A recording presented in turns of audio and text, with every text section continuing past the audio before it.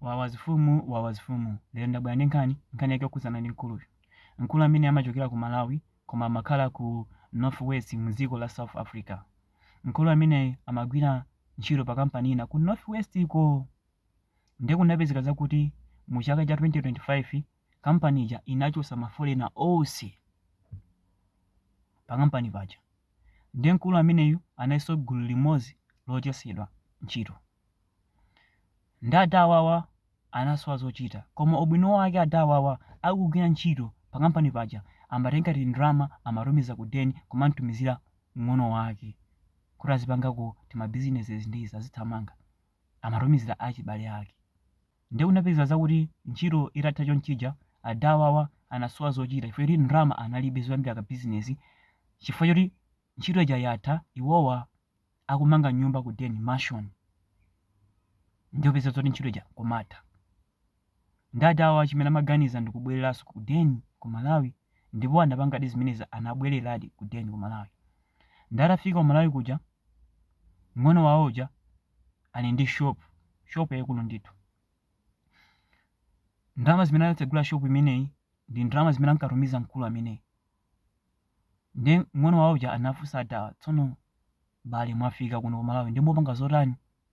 Adawawa amasowa zochita chifukwa choti ndalama alibenso zoyambira business. Ndalama zinathera ku nyumba imene amamanga. Adawawa ndiye anamuza mng'ono wawo uja kuti uzoyani palibe imene ndingapanga papa fere ndibe ndalama mwina ndizeso pakati maganyu. Mng'ono wawo uja wauza mzoyani okay tini kuno. Anatenga adawawa kupita nawo pamalo pamene amagulitsa magalimoto. Ndanafunsa adawawa mufuna 2 tani 3 tani or 4 tani. Adawawa samadziwa chimene atanthauza ndi anamfunsanso achikena utanthauza chani? Tabwera silira magalimoto. Mwana uja waza tangu sankhani. Adawawa sankhani ndifuna 3 tani. Mwana uja rusa ndalama kwaperekera adawawa. Ndipo adawawa analira. Mng'ono wawo amene amantumizira ndalama kwagulira galimoto. Kuchokeranso ku ndalama zimene iwowa amatumiza mng'ono wawo kumapanga business. Lero mng'ono wawo uja wagulira galimoto. Ndi adawawa analira kwambiri. Izi ndi zimene zachitikira adawawa. Ndinayibwisa nkhani imeneyi pagulu pano pofuna kuti ena ake mbotengerapo phunziro.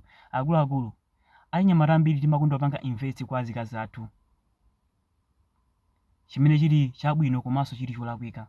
Chifukwa chokuti mkazi si m'bale wako, mkazi angathe kuthawa, mkazi angathe kusiya. Koma ukapanga invest kwa azibale akonso, bale wako sangakuthawe, bale wako sangakusiye. Ngakhale ukuvutika mbale wako ina chake chimamugunda kumtima kuti amene ndi mbale wanga ndimuthandize. Pangani invest kwa makolo anu sangakuponyeni. Amazoza kuti uyu ndi mwana wanga, Zipulestani ndi mwana wanga. Nkana amanena zoti china chilichonse kaya misala chili ndi kholo. Kaya chopenga kaya galu inalisali ndi kholo lake.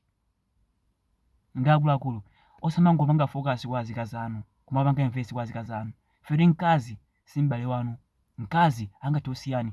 Ndapanga post nkhani zambirimbiri zokhuzana ndi azikazi amene amasiya azimuna awo. And azimuna awo aratumizira ndalama zochuluka azikaziwo. Azikaziwo ndikublowa kapena kuti ndikuchita bwino ndikumasiya azimuna awo. Ndinapanga nkhani yokhuzana ndi nyamata amene anazimangirira uja. Munayimva nonse. Ndi akuluakulu chonde nkhani zimene ndikamabweresa muziphunziramo china chake osamangoonera kapena kungomvera. Kumaphunziramo china chake. Nkhani ndimabweresa nkhani zimene, nkhani ndimapanga nkhani zimenezi. Ndiye akuluakulu osayiwala guys kupanga subscribe channel imeneyi. Komanso pasipa pali mawu limba kuti thanks. Ngati mufuna muligereko ka drama mungathe kuligerera ka drama kudzera pamenepo.